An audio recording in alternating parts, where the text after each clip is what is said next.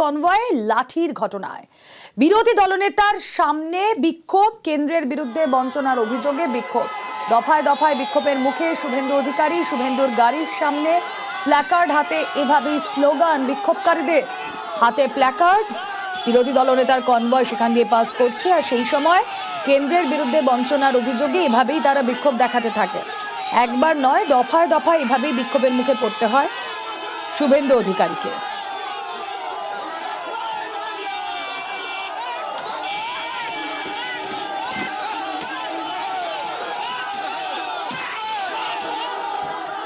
সরাসরি চলে যাই, প্রতিনিধি আনিসউদ্দিন রয়েছেন আমাদের সঙ্গে। আনিসউদ্দিন, যারা উপস্থিত ছিলেন সেখানে বিক্ষোভকারীরা, পুরো ব্যাপারটি পরিকল্পিত, কারণ তাদের হাতে প্ল্যাকার্ড রয়েছে, তারা স্লোগান শাউটিং করছেন, কি তাদের অভিযোগ, কেন তারা এই বিক্ষোভ দেখালেন?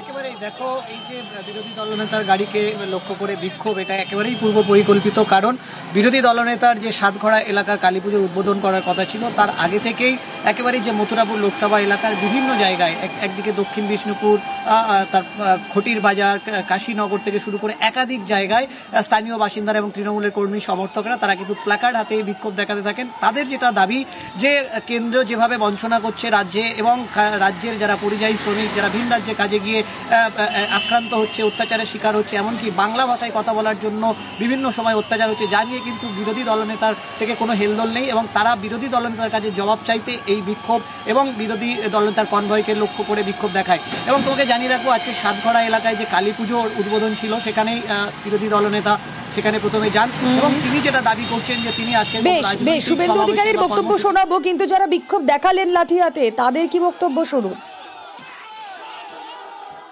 ভারতীয় জনতা পার্টি, বিজেপি পার্টি, ওরা হচ্ছে দিল্লির মসনদে পশ্চিমবাংলার মানুষকে বঞ্চিত করে 100 দিনের কাজের টাকা আটকে রেখেছে, পশ্চিমবাংলার গরিব মানুষের ঘরের টাকা আটকে রেখেছে।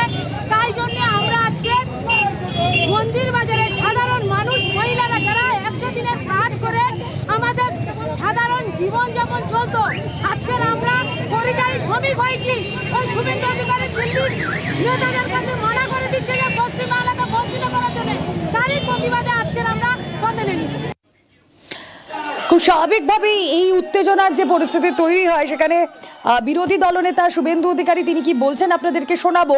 কথা বলবো, আমাদের প্রতিনিধি আনিসউদ্দিন রয়েছেন। আনিসউদ্দিন, কেন্দ্রের বিরুদ্ধে বঞ্চনার অভিযোগে বিক্ষোভ দেখিয়েছেন, বিরোধী দলনেতার গাড়ি সামনে পেয়ে, তাকে সামনে পেয়ে তারা এই বিক্ষোভ দেখান, তাদের ক্ষোভ প্রকাশ করেন। বিরোধী দলনেতা কি বলছেন? একেবারেই দেখো, বিরোধী দলনেতা যেটা বারবার অনুষ্ঠানে এসে দাবি করেছেন যে তিনি আজকের কোনো দলীয় কর্মসূচিতে আসেননি, তাকে একেবারেই তৃণমূলের পক্ষ থেকে তার এই যে কনভয় আটকানোর জন্য এই ধরনের চক্রান্ত করা হয়েছে, তিনি হুঁশিয়ারি দিয়েছেন যে তিনি আজকের কোনো রকমভাবেই কোনো দলীয় কর্মসূচিতে আসেননি, কিন্তু জগদ্ধাত্রী পুজোর পরেই তিনি ডান্ডা হাতে, অর্থাৎ দলীয় পতাকা হাতে দলীয় কর্মসূচিতে আসবেন, এমনটাই কিন্তু তিনি অনুষ্ঠান থেকে হুঁশিয়ারি দেন। বেশ, এবং শুভেন্দু অধিকারী তিনি সেখানে পুজোর উদ্বোধনে যান, কালী পুজোর উদ্বোধনে যান, কিন্তু সেখানে গিয়ে এই অবস্থার মুখে তাকে পড়তে হয়। কি বলছেন তিনি শুনুন।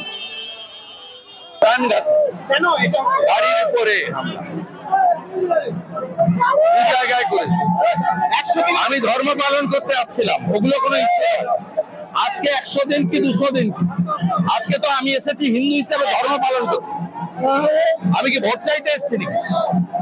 তাহলে বাধা দেবে কেন? আরে হিন্দুরা পশ্চিমবঙ্গে তার ধর্ম পালন করতে পারবে না, করুন, যত পারেন করুন, এর শেষ আছে।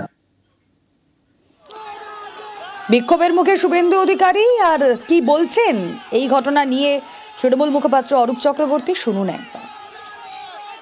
আমাদের যারা সনাতনী মায়েরা তারা জানেন যে আজকে ভূত চতুর্দশী, আজকের দিনে অশুভ আত্মাকে, অশুভ শক্তিকে ছাঁটা দেখিয়ে বিদায় করতে হয়। আজকের দিনে অলক্ষ্মী বিদায় হয়। তো বাংলার অলক্ষ্মী যে বাংলার 100 দিনের টাকা আটকে রাখে, বাংলার মায়েদের ন্যায্য প্রাপ্য আটকে রাখে, তার থেকে বড় অলক্ষ্মী আর কি আছে?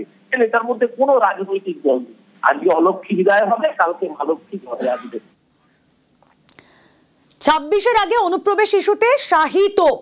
বিজেপি শাসিত গুজরাট, আসাম, রাজস্থানে অনুপ্রবেশ হয় না বলে দাবি। বাংলায় ভোট ব্যাংকের রাজনীতির জন্য অনুপ্রবেশকারীদের স্বাগত জানানোর অভিযোগ তুলে বাংলায় সরকার বদলের ডাক। এক্স হ্যান্ডেলে পোস্ট অমিত শাহ। গত লোকসভা ভোটে সীমান্ত এলাকায় জয় বিজেপি, অনুপ্রবেশের লাভ বিজেপি পেয়েছে। সীমান্ত দিয়ে অনুপ্রবেশ হলে কেন্দ্রীয় স্বরাষ্ট্রমন্ত্রীর পদত্যাগ করা উচিত, দাবি তৃণমূল মুখপাত্র অরূপ চক্রবর্তীর। অনুপ্রবেশের ফলে যদি জনবিন্যাস বদলে গিয়ে থাকে সেটা একমাত্র বোঝা যায় যদি সেন্সাস হয়। কেন্দ্রীয় সরকার কেন 2021 সালে পেন্ডিং সেন্সাসটা প্রকাশ করেনি, তাহলেই আসলে খেলাটা ধরা পড়বে। দেখা যাচ্ছে বর্ডার লাগোয়া সব অঞ্চলগুলোতে বিজেপি লোকসভায় সিট বের করছে। অনুপ্রবেশের ফলে যদি কেউ বেনিফিট হয়ে থাকে, এটার নাম ভারতীয় জনতা পার্টি। এই অপদার্থ স্বরাষ্ট্রমন্ত্রী দেশের লজ্জা, অবিলম্বে ওর নিজের পদত্যাগ করা উচিত। সেটা না করে অন্যের ঘাড়ে দোষ চাপানোর খেলা খেলছে। এই রাজনীতির জবাব বাংলার মানুষ দেবে। এসআইআর আবহেই ফের সিএএ নিয়ে হাওয়া গরম। কালীপুজোর পরে রাজ্য জুড়ে সিএএ ক্যাম্প করবে বিজেপি। পাল্টা তৃণমূলের কটাক্ষ, এসআইআর এ হিন্দু শরণার্থীদের নাম বাদ যাবে বুঝতে পেরে সিএএ নিয়ে আসরে নেমেছে বিজেপি।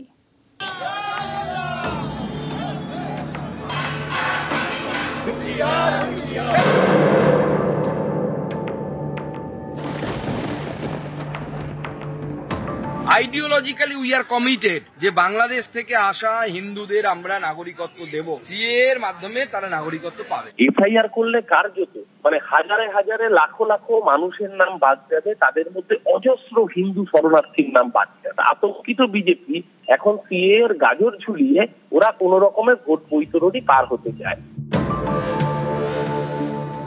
কমাস পরেই রাজ্যে বিধানসভা নির্বাচন, তার আগে চর্চায় এসআইআর। ভোটের আগে বাংলায় ভোটার তালিকার বিশেষ নিবিড় সংশোধন করতে চায় নির্বাচন কমিশন। তার প্রস্তুতিও চলছে। বিহারে সদ্য শেষ হয়েছে এসআইআর প্রক্রিয়া। ভোটার তালিকা থেকে বাদ গিয়েছে প্রায় 69 লক্ষ নাম। এমন পরিস্থিতিতে বাংলায় এসআইআর ঘিরে হাওয়া গরম। তারই মধ্যে বিজেপির মুখে ফের সিএএ এর কথা। কালীপুজোর পরই রাজ্য জুড়ে সিএএ এর ক্যাম্প করবে পদ্ম শিবির। আইডিওলজিক্যালি উই আর কমিটেড যে বাংলাদেশ থেকে আসা হিন্দুদের আমরা নাগরিকত্ব দেব। সবাই তো পালিয়ে আসতে পারেনি, কিছু মানুষ তো ওপরে থেকে গেছে, তাদের কি হবে? আমরা আগামী দিনে শিবির করে ফর্ম ফিল আপ করাবো, প্রয়োজনে সিএএ এর মাধ্যমে তারা নাগরিকত্ব পাবে। সিএএ এর ক্যাম্প পশ্চিমবঙ্গে অনেকে করছে, আমি তো প্রস্তাব দেব তৃণমূলকেও সিএএ ক্যাম্প করার জন্য।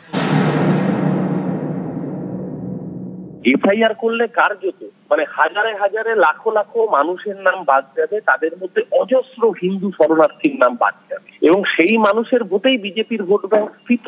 অর্থাৎ আতঙ্কিত বিজেপি এখন সিএএ এর গাজর ঝুলিয়ে ওরা কোন রকমের ভোট বৈতরণী পার হতে চায়। ভোটের আগে বাংলায় যখন এসআইআর ঘিরে প্রস্তুতি তুঙ্গে, তখন বিজেপির সিএএ বার্তা ঘিরে ফের রাজনীতির হাওয়া গরম। নিউজ 18 বাংলা। বিধায়ক